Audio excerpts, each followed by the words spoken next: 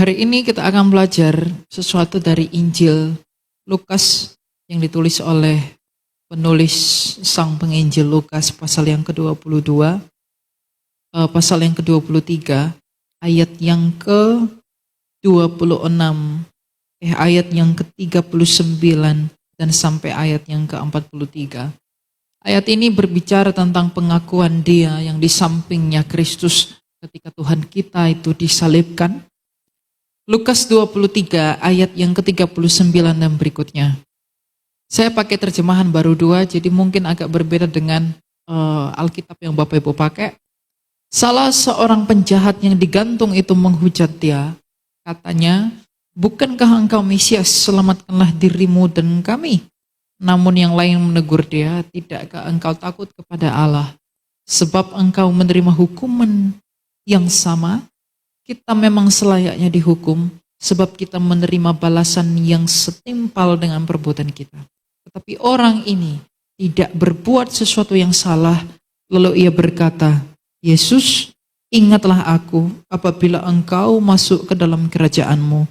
Kata Yesus kepadanya, sesungguhnya aku berkata kepadamu, hari ini juga engkau akan ada bersama-sama dengan aku di dalam Firdaus. Yang mau kita soroti adalah pengakuan si penjahat ayat ke-42. Ketika ia berkata, Yesus, ingatlah aku apabila engkau masuk ke dalam kerajaanmu. Lalu kata Yesus kepadanya, sesungguhnya aku berkata kepadamu, hari ini juga engkau akan ada bersama-sama dengan aku di dalam Firdaus. Inilah misteri sebuah keselamatan yang tak terpahami dan terselami oleh manusia. Si Firdaus, si penjahat di sebelah Yesus ini, dia bukanlah murid, dia tidak pernah dibaptis, dia tidak pernah bergabung dalam gereja, tapi dialah yang pertama sekali masuk Firdaus, mendahului Maria, mendahului para rasul, bahkan semua murid-murid Yesus. Dia adalah orang pertama yang mencicipi Firdaus sejak Kristus datang ke dunia ini dan pada saat kematiannya. Penebusan itu pertama kali terjadi pada orang ini. Dialah orang yang pertama sekali diselamatkan melalui kematian Tuhan kita. Tetapi pada saat yang sama, dia yang adalah si pencuri yang mengaku ini disebut pencuri, tapi ia juga memang benar si pencuri. Mengapa dia disebut si pencuri? Karena memang dia benar-benar pada hari terakhir, detik-detik terakhirnya mencuri keselamatan di Kalvari itu. Sebelum ia pada akhirnya mati, yang menuntun kepada kematian, kebinasaan, tapi ia oleh anugerah Tuhan, diberi kemampuan oleh Tuhan untuk bersaksi mengenai Kristus bahwa dia adalah orang yang bersalah, dia adalah orang yang penuh dosa, dia selayaknya dihukum. Tapi mengenai Yesus yang tersalib di sampingnya ia berkata, ia tak selayaknya memperoleh semuanya ini, maka ia memohon belas kasih Kristus dan berkata, ingatlah aku apabila engkau kembali dalam kerajaanmu. Si penjahat yang di sebelah Yesus ini adalah gambaran dari kita semua, bahwa si penjahat ketika berdiri di samping Kristus, ketika dia memohon anugerah, ia tidak pernah merasa dari kemampuannya. Ia tidak melihat bahwa dirinya pernah layak diselamatkan, tapi sebaliknya ia telah mengaku, kita selayaknya dihukum, tetapi dia tidak. Maka pengakuan inilah yang harus kita miliki sebagai awal mengapa kita perlu diselamatkan. Kita perlu datang kepada Tuhan dan mengatakan, Tuhan, aku selayaknya dihukum. Aku selayaknya memperoleh yang jahat. Aku selayaknya memperoleh yang buruk. Karena memang tak ada yang baik yang bisa kuhasilkan dari diriku, sehingga aku bisa layak di hadapanmu. Dan dengan meratapi ketidaklayakan kita, melihat bahwa kita orang tak layak, melihat bahwa kita orang berdosa yang tak mungkin bisa menghasilkan apa-apa, dengan pengharapan, melalui iman dan keyakinan di dalam Tuhan, itulah iman yang murni bahwa kita mampu diselamatkan oleh anugerah. Maka keselamatan anugerah, keselamatan yang diberikan oleh anugerah itu bukan keselamatan yang lahir daripada apa yang kita perbuat. Memang keselamatan itu oleh karena perbuatan dan juga iman. Tetapi perbuatan itu yang ditimbulkan oleh iman, dan iman itu sendiri adalah anugerah. Maka tidak mungkin ada orang diselamatkan jikalau ia hanya mengandalkan perbuatannya. Karena ketika kita mampu berbuat benar, kita mampu berbuat baik, itu pun adalah buah daripada iman yang adalah anugerah itu. Jadi kalau iman itu iman yang benar-benar murni, iman yang benar-benar iman yang sejati. Itu tidak lahir ketika kita merasa mampu, itu tidak lahir ketika kita merasa bahwa kita ini sudah layak, itu tidak lahir ketika kita melakukan ritual-ritual, dan itu tidak lahir ketika kita merasa hebat. Tapi iman yang sejati yang datang dari anugerah, karena iman itu sendiri adalah dasar pengharapan. Maka iman yang benar, iman yang murni, itu hanya akan lahir ketika kita dalam ketiadaan pengharapan. Jadi iman yang benar, itu lahir ketika kita melihat bahwa diri kita ini tidak punya harapan. Sehingga Tuhan sendiri oleh anugerahnya akan memberikan kita pengharapan yang benar-benar dari dirinya. Seperti si pencuri, ia melihat bahwa tidak ada yang layak dari diriku, sehingga aku bisa percaya bahwa aku akan diselamatkan. Tetapi dia memandang kepada Kristus dengan kasih dan dengan sukacita dalam batin. Dan dia berkata, berani berkata, ingatlah akan aku dan terimalah akan aku. Itulah iman yang menyelamatkan. Iman yang menyelamatkan tidak membawa sesuatu yang berarti dari diri kita. Memang kita perlu menghadirkan yang terbaik. Seperti musik mengatakan, takkan pernah kubawa selain yang terbaik. Memang kita mengusahakan yang terbaik dari diri kita. Tapi ketika kita mengusahakan dan telah mempersembahkan, anggaplah di dalam dirimu tidak ada yang baik. Karena apa? Kalau dengan yang terbaik itu kita menganggap bahwa kita sudah layak, dengan memberi yang terbaik kita melayak, kita sudah selamat, maka itu bukan lagi iman oleh anugerah. Karena kita merasa bahwa dengan perbuatan kita, kita mampu menjangkau Allah. Karena tak ada yang bisa dihasilkan dari diri kita ini untuk bisa kemudian menghasilkan keselamatan selain daripada anugerah Tuhan. Cuma kita tidak di dalam momen yang sama dengan si pencuri. Kita di momen yang berbeda dengan si pencuri. Kita diberi kesempatan untuk hidup dalam gereja. Kita diberi kesempatan untuk memberi pengakuan tentang dosa kita. Kita diberi kesempatan untuk melihat diri kita. Dan kita diberi kesempatan untuk diberikan kepada para gembala-gembala yang ditunjuk oleh Tuhan. Maka keselamatan itu bukan satu hal yang terjadi satu kali di Kalvari. Memang Kristus telah selesai di Kalvari, tapi kita belum.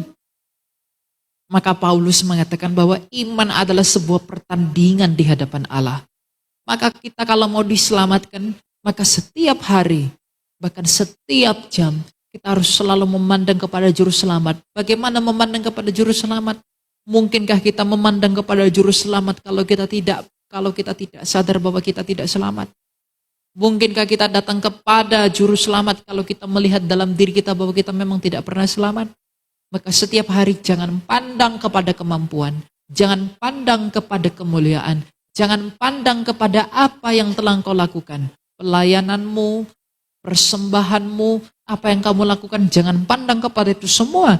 Tapi pandanglah kepada lukamu, pandanglah kepada dosamu, dan pandanglah kepada semua ketidaklayakan. Karena ketika kita memandang kepada ketidaklayakan, kita memandang kepada dosa, kita memandang kepada diri kita dan melihat diri dan dosa kita, maka tak ada tempat, tidak ada ruang dalam hidup ini untuk bermegah dengan apa yang kita lakukan. Karena tak semua orang tahan dalam kemuliaan. Tetapi jikalau kita memandang pada luka-luka kita, luka-luka yaitu dosa-dosa kita, dengan menyadarinya oleh anugerah dan pertolongan Tuhan, maka itu akan membuahkan kita hati yang rendah hati. Dan di hadapan Tuhan, kita mempersembahkan hati yang berduka, hati yang hancur, oleh karena memang kita sadar kita orang berdosa. Dan hati yang hancur itulah persembahan yang paling harum di hadapan Tuhan. Tidak ada persembahan yang paling harum di hadapan Tuhan selain daripada mengaku bahwa kita memang tidak pernah bisa selamat tanpa anugerah. Pencuri tak memberikan apa-apa kepada Kristus, tapi ia memberikan hati yang hancur. Tuhan, aku layak seperti ini, tetapi oleh anugerahmu, ingatlah akan aku. Ketika hatinya hancur, Kristus tak memandang hina, maka pada hari yang sama dia berkata, hari ini juga engkau bersama-sama dengan aku. Itulah keselamatan. Keselamatan itu bukan pada saat kita dibaptis lalu selamat begitu saja. Tidak. Ya, ketika dibaptis hari itu mati, pasti masuk surga. Pasti selamat. Tapi masalahnya tidak seperti itu. Kehidupan rohani setiap orang itu paling penting daripada kehidupan jasmani. Karena ketika kita memiliki kehidupan rohani, bagaimana kita terhubung dengan Allah? Tapi bagaimana kita terhubung dengan Allah? Apakah hanya karena kita meminta kepadanya agar segala kebutuhan jasmani kita diberikan? Tuhan tidak pernah lalai dan bahkan Tuhan tidak pernah lupa. Bahkan tak sedetik pun kebutuhan kita itu dilupakan oleh Tuhan. Tetapi bukan itu hal yang paling utama. Bahwa hal yang paling Tuhan kehendaki dalam kitab suci adalah bagaimana kita diselamatkan. Bagaimana kita beroleh keselamatan. Ya, Tuhan tidak lebih memikirkan hitung-hitungan di dunia daripada keselamatan jiwa manusia. Karena Ia telah memberikan anaknya bagi keselamatan jiwa manusia, agar kita dibebaskan daripada kematian jiwa yang untuk selama-lamanya itu. Maka mengikut Kristus, proses keselamatan itu adalah proses yang kontinu sampai hari kematian. Tidak ada kepastian keselamatan bagi orang Kristen. Yang ada kepastian dalam pengharapan dalam Kristus. Kalau kita terus berharap pada Dia, maka kita pasti selamat. Tapi kalau kita mengatakan saya sudah percaya, tapi lalu dengan demikian kita tidak hidup dalam pengakuan dosa dan dalam pertobatan, tidak mungkin orang itu selamat. Karena pada dan sama ia membuktikan bahwa iman yang adalah benih pada saat itu tidak bertumbuh. Maka yang tidak bertumbuh tidak akan membuahkan apa-apa. Mungkinkah dia berbuah kalau ia tidak bertumbuh? Maka iman itu adalah benih yang harus bertumbuh oleh karena usaha manusia yang merendahkan diri untuk menumbuhkan iman itu, dan oleh karena pertolongan dan anugerah Allah yang berkenan untuk menolong manusia yang mau untuk ditolong. Maka jangan malu mengakui dosa di hadapan Allah. Datanglah kepada Tuhan dengan hati yang hancur. Datanglah kepada Tuhan dengan hati yang berduka. Bukan karena apa, Tuhan, aku tak memiliki apa-apa. Aku layak renungkan diri bahwa memang kita nggak layak mendapatkan apapun yang baik.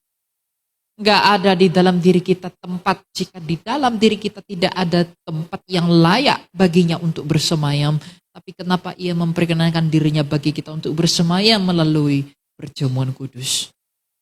Tidak ada yang layak dalam diri ini. Maka jangan pernah menganggap dirimu layak dengan semua yang kamu lakukan. Inilah yang hilang di pengajaran gereja modern sekarang. Kenapa? Karena di dalam gereja modern mereka menekankan ambisi, perlakuan, tindakan, ambisi-ambisi, misi-misi, visi-visi yang seolah-olah dengan berbuat segala sesuatu itu, maka itu yang membuat aku yakin safe. Itu yang membuat aku yakin selamat. Padahal tidak. Kalau ketaatan tidak disertai dengan hati yang benar, itu tidak membuahkan apa-apa. Bahkan bagi keselamatanmu. Orang Farisi ketika berdoa di hadapan Allah di bait Allah, Tuhan, aku telah tidak membohong, aku tidak membunuh, aku tidak begini, aku bersyukur tidak mencuri, aku tidak bersyukur seperti dia. Apakah dia pulang dibenarkan? Tidak. Yang dibenarkan adalah dia yang mengatakan, Tuhan, kasihanilah aku yang berdosa ini. Ketaatan tanpa respon hati yang benar untuk merendahkan diri di hadapan Allah tidak menyelamatkan. Karena itu bukan ketaatan. Ketaatan secara lahiriah, bukan ketaatan batinnya. Apa yang tampak di luar belum tentu merefleksikan isi hati manusia. Banyak hal yang dilakukan oleh manusia agar seolah-olah ia tampak rohani. Tapi sejatinya hatinya tidak termotivasi oleh hal rohani, tapi oleh hal duniawi.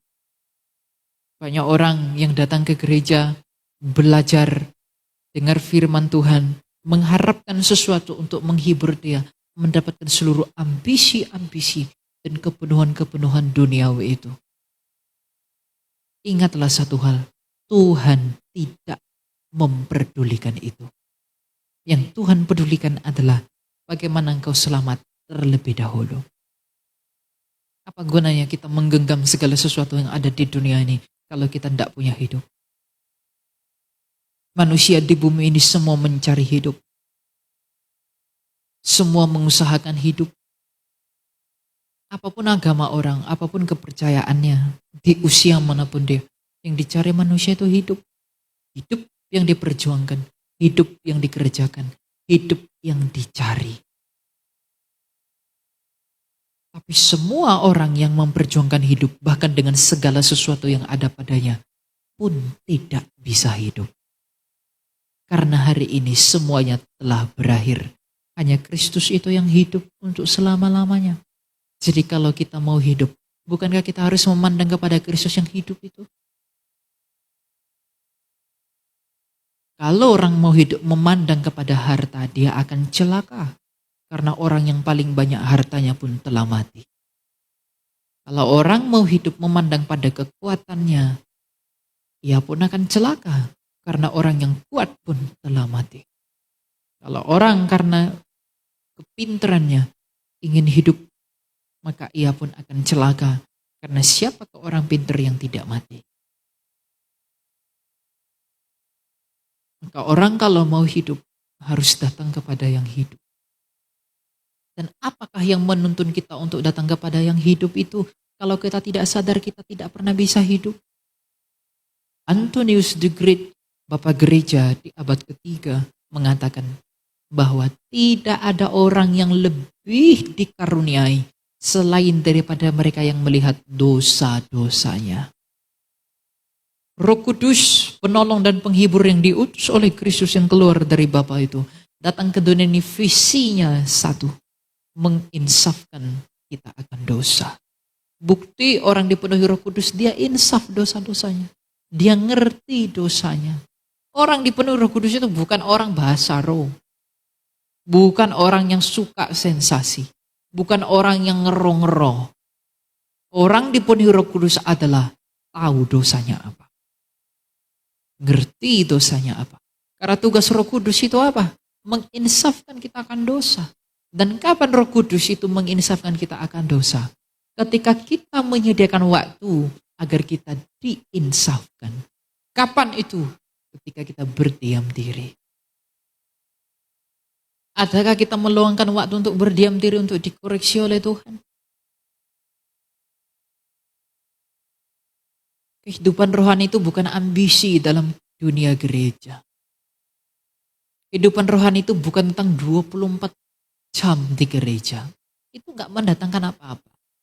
Kehidupan rohani kamu duduk diam di hadapan Tuhan dan berkata, Tuhan koreksi aku.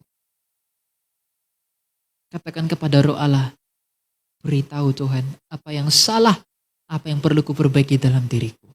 Sehingga kamu dengan rela akan menerima fakta bahwa ternyata aku gak rohani. Ternyata aku ini munafik. Ternyata aku ini penipu. Ternyata aku ini jahat. Ternyata aku motivasinya aneh. Ternyata aku ini gak ada apa-apa Tuhan. Karena dengan berdiam dan tinggal tenang ada kekuatan. Dan dengan berdiam ada pertobatan. Maka lihat diri sendiri di hadapan Tuhan dengan merenungkan segala kesalahan dan dosa kita. Karena dengan melihat segala dosa dan pelanggaran kita, itu akan menimbulkan pengharapan yang murni, yang tidak datang dari usaha, tapi datang hanya dari anugerah. Makanya Paulus mengatakan, itu bukan usahamu, tapi anugerah itu benar. Dan anugerah itu jika bekerja dalam pertolongan Tuhan, itu akan memampukan kita untuk bersaksi melalui perbuatan hidup yang benar. Jadi keselamatan itu bukan hal yang simple. Keselamatan itu adalah hal yang misteri. Penuh dengan misteri. Bahkan si penjahat itu pun tak mengikuti sakramen apapun. Tapi dialah yang pertama memasuki Firdaus. Yang dinanti-nantikan semua orang percaya itu. Maka usahakanlah dirimu untuk terus datang kepada Tuhan. Bukan karena agar kita mau memperoleh hal-hal yang ya di dunia ini. Bodoh sekali orang Kristen kalau ikut Yesus hanya mau jadi kaya. Bodoh. Orang buta disembuhkan Yesus. Orang lumpuh disembuhkan Yesus. Orang tuli disembuhkan Yesus. Itu gambaran kamu dan saya. Orang Kristen banyak nggak bisa lihat kebenaran. Buta. Orang Kristen banyak nggak bisa dengar kebenaran. Tuli. Orang Kristen banyak nggak bisa berjalan dalam kebenaran. Lumpuh. Itu gambaran kita semua. Kita ini buta. Kita udah lihat kebenaran, tapi kita nggak bisa lihat. Kita ini tuli, nggak bisa dengar. Kebenaran sudah diberitahu, kita nggak bisa dengar. Kita pikir kita hidup, padahal kita mati. Kita pikir dengan, wah menyanyilah apalah segala macam, tanpa kehidupan rohani, sia-sia.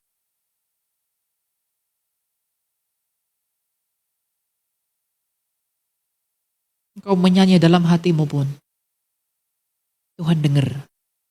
Menyanyi itu bukan karena besarnya suara, bagusnya suara. Bukan. Menyanyi dengan suara yang bagus, tapi tanpa sikap hati yang benar di hadapan Tuhan. Itu gak mendatangkan apa-apa. Mungkin menolong orang untuk ikut bernyanyi, tapi tak menolong diri sendiri. Untuk apa saya menolong kamu kalau saya melupakan diri saya? Dalam pelayanan itu, kita berambisi menyelamatkan orang lain. Tapi mengapa kita tidak selamatkan diri kita terlebih dahulu? Maka keselamatan itu bukan hal yang mudah. Kristus berkata, berjuanglah untuk masuk ke dalam pintu yang sesak itu. Pintu itu sempit sekali. Dan semua memang butuh anugerah. Tapi sekarang pertanyaannya, apakah kita sudah menerima anugerah itu? Sejauh ini, setua ini, Bapak Ibu, engkau telah menjadi seorang Kristen. Apakah kita sudah menyadari ini? Kalau belum sadar betapa dalamnya kita telah tertipu. Ditipu oleh asap belerang yang begitu besar di dunia ini. Begitulah cara kalajengking itu menyengat manusia. Sehingga manusia ini tak bisa mencium apapun yang berbeda. Karena kita telah terbiasa dengan yang mudah. Padahal perjuangan untuk memasuki pintu yang sempit adalah perjuangan yang bahkan Rasul mengatakan, jikalau orang benar hampir-hampir tidak selamat. Kalau orang benar saja hampir-hampir tidak selamat, siapakah saya? Siapakah engkau? Jangan anggap keselamatan itu hal yang mudah. Tidak. Itu hal yang sulit jikalau seseorang tidak struggle untuk berjuang memasukinya, tak akan dia masuk. Kalau si penjahat itu tidak menderita di Kalvari di samping Kristus, gak mungkin dia ke Firdaus. Karena penderitaannya itu menyadarkan dia bersalah. Dengan kesadaran dia bersalah, dia datang kepada anugerah dan selamat. Maka pergumulan, penderitaan, masalah dalam hidup ini adalah karunia yang besar. Jangan berdoa lepaskan aku Tuhan, jangan. Tapi berkatalah kepada Tuhan, Tuhan terima kasih. Melalui struggle, melalui masalah, melalui pergumulan, hidup duniawi tampak sulit, tapi batiniah dimurnikan dan disempurnakan. Tapi sekarang banyak orang menghindarinya, kenapa? Buta, tuli, lumpuh, tidak tahan dalam penderitaan, itu artinya lumpuh berjalan dalam kebenaran pemurnian. Tidak ada ketekunan tanpa penderitaan. Tapi orang sekarang nggak mau kan? Kenapa nggak mau? Tertipu. Mau yang enak-enak. Tidak ada kehidupan Rasul yang enak. Tidak ada kehidupan murid Yesus yang enak. Jadi kalau kamu tidak berjuang, tidak struggle untuk memasuki pintu yang sesak itu, mungkin keselamatan tak ada di depan kita. Karena apa? Kasihmu kepada Allah adalah pengorbananmu untuk melewati pintu yang sesak itu. Seperti Kristus, kalau Kristus telah menganugerahkan keselamatan itu oleh penderitaannya yang mendatangkan keselamatan, maka keselamatan itu pun harus diterima dengan pengorbanan juga. Gak mudah. Dan semuanya butuh anugerah. Hidup ini sebagai orang Kristen adalah hidup yang memang harus terus diperbarui. Memandang kepada diri sendiri, tapi bukan memandang pada kemuliaan kita. Memandang pada dosa. Dengan melihat dosa, sakit, luka, dan penyakit batin kita ini. Kita memandang kepada tabib yang sempurna itu. Kita nggak memandang pada kemampuan kita. Maka berikan waktumu hari-hari yang terakhir yang jahat ini untuk kamu berdiam diri di hadapan Tuhan. Baik yang tua, baik anak muda. Karena dengan berdiam diri di hadapan Tuhan, Roh Kudus itu akan mengkoreksi kamu. Dengan sadar bahwa kamu orang berdosa, sadar bahwa saya orang berdosa. Itu akan membuat kita setiap hari, batin itu akan dilegakan oleh Tuhan. Karena dengan pengakuan dosa, batin ini tidak terkurung oleh hal yang jahat, tapi dilepaskan oleh pengampunan dan kebenaran. Dan itu menjadi sumber berkat yang paling besar bagi kita untuk bisa menjalani hidup pertobatan ini. Dengan berdiam diri, kita mengizinkan Tuhan mengkoreksi diri kita di hadapan Allah. Dengan berdiam diri, kita mengizinkan Dia untuk Tuhan, beritahu aku siapa diriku yang sebenarnya. Agar aku bisa memperbaiki diriku dan menjadi serupa dengan karakter yang Engkau inginkan. Kalau kehidupan Kristen tidak seperti itu, ngapain jadi Kristen?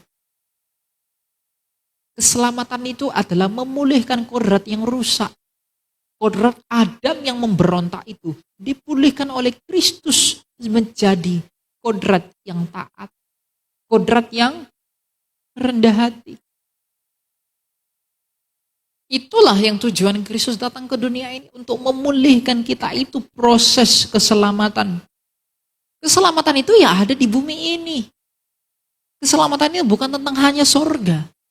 Keselamatan itu tentang bagaimana kita memiliki hati seperti hatinya Tuhan. Karena apa? Karena kita bukankah dikatakan kita harus menjadi sama dan serupa dengan Kristus? Kalau yang kita nantikan adalah sorga yang dalam bentuk yang sempurna itu, apakah perjuangan kita di dunia ini untuk bisa mendapatkan itu?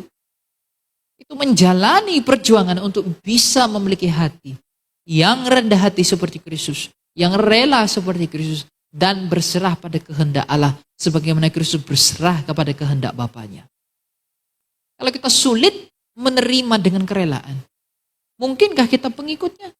Kalau kita tidak mau merendahkan diri kita, kita merasa kita yang paling hebat, kita merasa kita yang paling oke, dan lain-lain. Apakah kita tidak malu kepada Tuhan yang telah mengosongkan dirinya datang ke dunia ini? Bukankah dari luka-luka Kristus kita diajar untuk rela? Bukankah dari pipinya yang ditampar itu mengajarkan kita untuk bisa rendah hati menerima semua yang buruk? Bukan ketika dia diolok-olok, bukan itu mengajarkan kita bahwa kita harus rela menerima semua olok-olok dan hinaan manusia? Bukan ketika dia mengalami semua aniaya dan melepaskan pengampunan, itu mengajarkan kita betapa rendah hatinya Allah itu. Nah, kalau kita nggak memiliki kerendahan hati seperti Allah itu, kita nggak mungkin selamat. Kenapa? Karena tujuan Yesus datang menjadi teladan agar kita menjadi serupa seperti hatinya itu. Nah, kalau kita mengaku percaya Dia, tapi hati kita tidak mau berjuang memiliki seperti hatinya, nggak mungkin selamat. Kamu mimpi kepada sorga, tapi dalam dirimu kamu belum melihat Kristus dalam dirimu, nggak mungkin. Karena bukti kita selamatkan, Kristus berdiam dalam kita. Berdiam dalam kita bukan hanya bayang-bayang. Berdiam dalam kita artinya berteosis. Bersatu dengan Allah artinya apa? Kamu mengunjungi siapa yang Kristus kunjungi. Kamu melihat apa yang Kristus lihat. Kamu mengulurkan tanganmu kepada siapa Kristus mengulurkan tangannya. Kita menolong siapa yang Kristus tolong. Kita para hamba Tuhan, jikalau kita hanya melayani orang-orang yang besar, orang-orang yang berduit, orang-orang yang tampak mentereng, kita tidak melayani mereka yang tidak kelihatan, tidak diperhatikan. Tidak mungkin Kristus berkenan kepada kita. Kita akan dibuang oleh Tuhan. Tuhan tak akan mengingat saya dan kamu. Kalau saya hanya peduli kepada orang-orang yang mempedulikan saya. Apakah upahku jikalau aku mengasihi orang yang mengasihiku? Tapi bukankah ada hal misteri jikalau saya mengasihi orang yang membenci saya? Apakah artinya engkau berbuat baik kepada orang yang berbuat baik kepadamu? Tapi bukankah hal yang mulia dan anugerah jikalau kita tetap berbuat baik ketika orang tidak berbuat baik kepada kita? Hati yang seperti itu yang harus kita minta. Itulah keselamatan. Itu yang rusak di Eden. Kalau mau kembali seperti kodrat yang semula, lihatlah ke Kristus yang demikian. Itulah keselamatan. Keselamatan itu tentang hati yang berubah itu. Hati yang seperti Kristus. Saya miris sekali lihat orang Kristen ini ikut Yesus, haleluya, diberkati. Berkat yang kamu bilang itu apa? Berkat yang kamu maksud itu apa? Apa yang kamu, ketika kamu lihat Yesus, apa yang terlintas di pikiranmu? Berkat apa yang terlekat? Surga kah? Tidak ada yang tahu surga itu, siapapun. Bahkan itu tak pernah timbul dalam hati manusia. Apa yang membuat kita ikut Yesus? Selain daripada seperti si pencuri ini, yang membuat dia mengikut Yesus, yang membuat dia menyerahkan dirinya kepada Yesus, karena dia tahu dia tidak layak. Itulah yang menuntun dirinya kepada anugerah. Ketika dia tahu dia tidak layak, maka ketidaklayakan itu menuntun dia kepada anugerah. Itu yang Tuhan sukai dalam hidup orang Kristen, bukan yang lain-lain. Tuhan sebenarnya nggak terlalu peduli dengan jumlah saldomu, kau sukses atau tidak di dunia ini. Ya, kalau dia berkenan, dia pasti berikan. Tuhan tidak akan menahan berkat yang baik, kalau itu baik buat keselamatan kita. Tidak sulit bagi Tuhan, kalau anaknya saja diberikan bagi dunia, apalagi yang ada di dunia ini. Uanglah, jabatanlah, macam-macam, terlalu gampang. Jadi kalau kamu hanya minta itu kepada Tuhan, aduh sayang sekali. Kamu minta receh-receh, tidak minta yang paling penting. Itu berubahnya karakter, berubahnya hatiku seperti hati Tuhanku yang menjadi teladan bagi manusia. Itulah yang harus kita perjuangkan. Makanya Kristus mengatakan apa? Pintu itu sesak, sempit. Karena sulit menanggalkan gengsi kita. Apalagi anak muda. Gak mau kalah gaya. Mau dianggap yang terbaik. Mau dianggap yang the best. Mau dapat pujian. Malu bersaksi tentang Tuhan. Karena berkata-kata tentang Tuhan adalah sebuah aib bagi anak muda sekarang. Jadi kalau sekarang ada anak muda ngomongin Tuhan tuh dianggap aneh.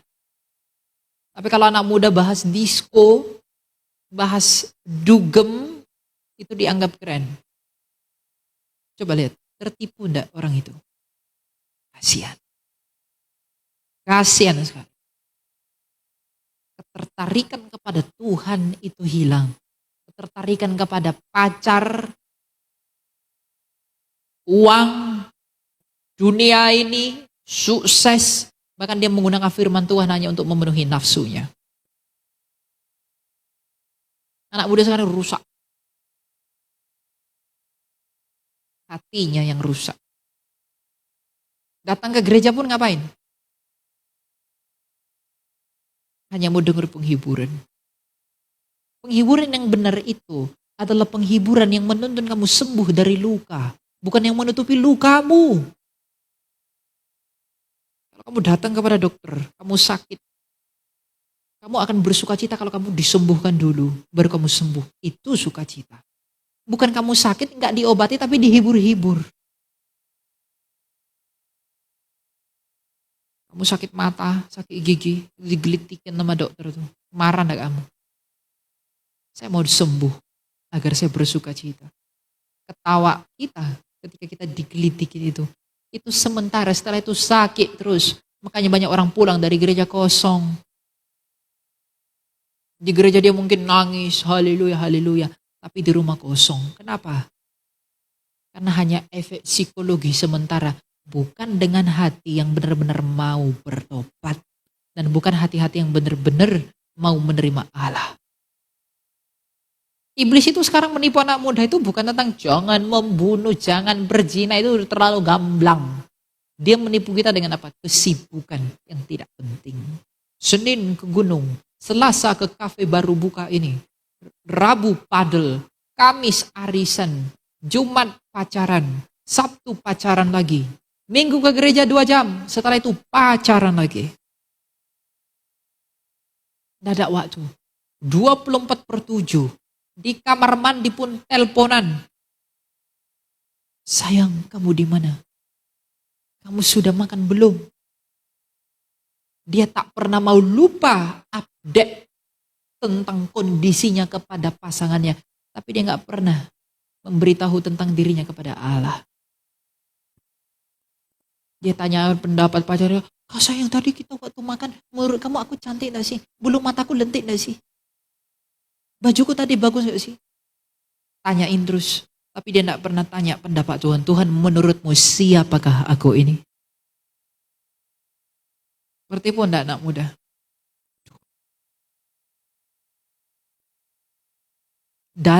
Betapa dalamnya kita telah jatuh.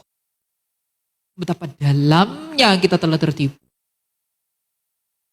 Itulah iblis mempermainkan kita dengan cara seperti itu.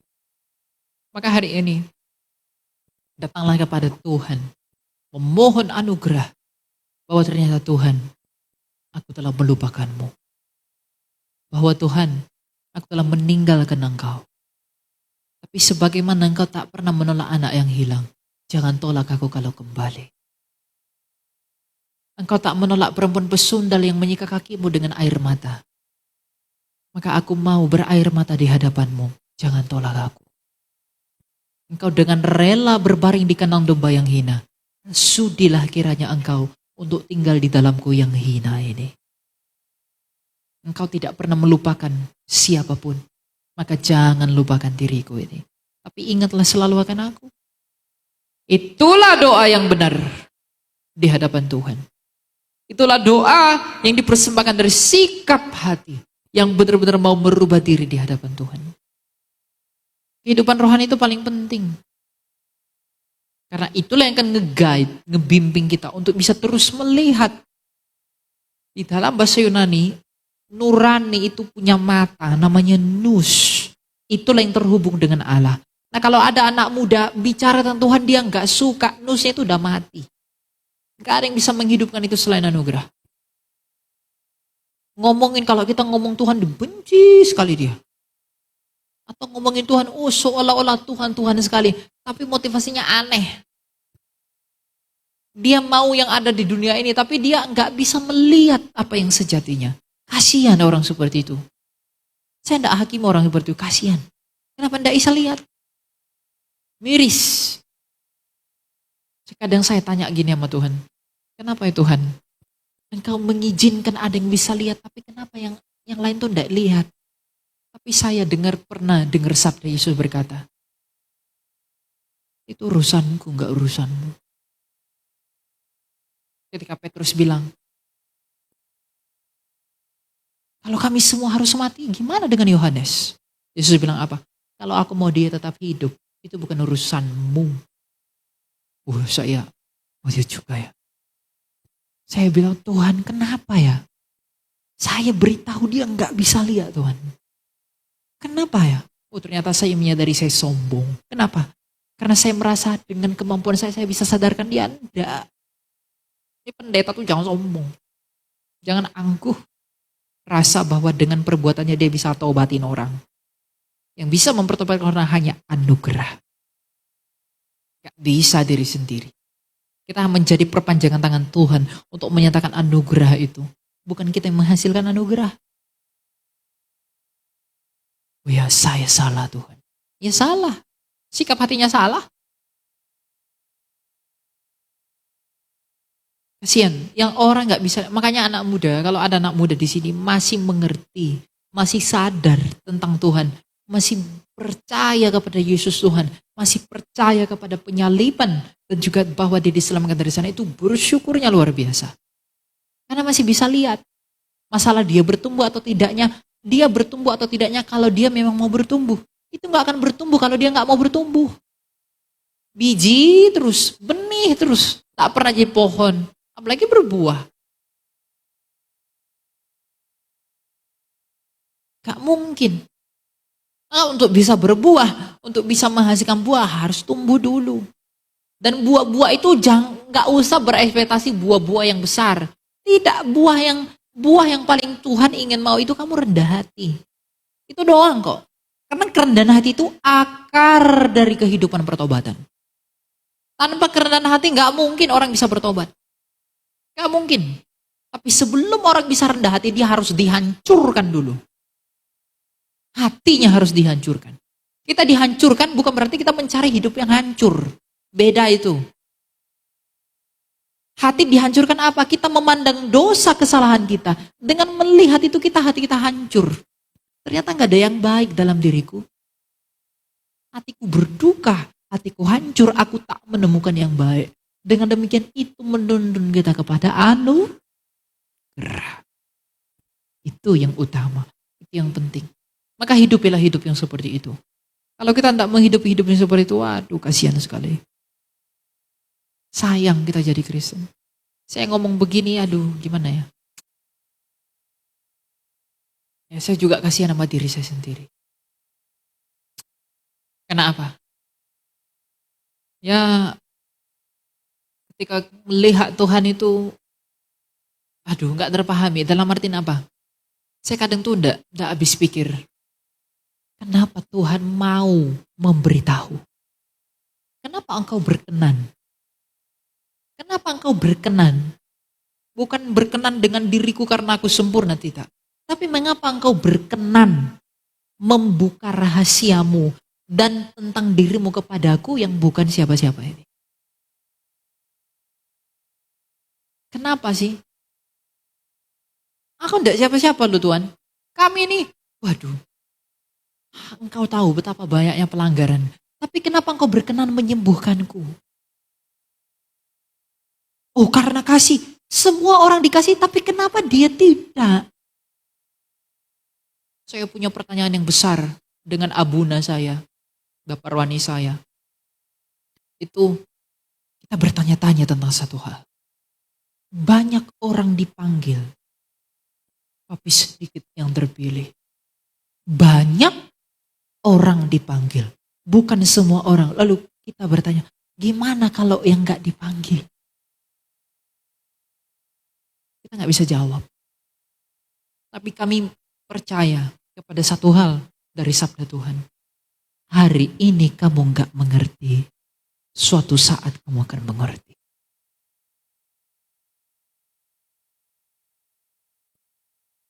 Bingung ya? Repot ya? Kenapa repot? Nah, inilah yang membentuk kerendahan hati kita. Kenapa? Sebenarnya kita nggak tahu apa-apa kok. Saya berkhotbah di sini. Saya ini nggak tahu apa-apa sebenarnya.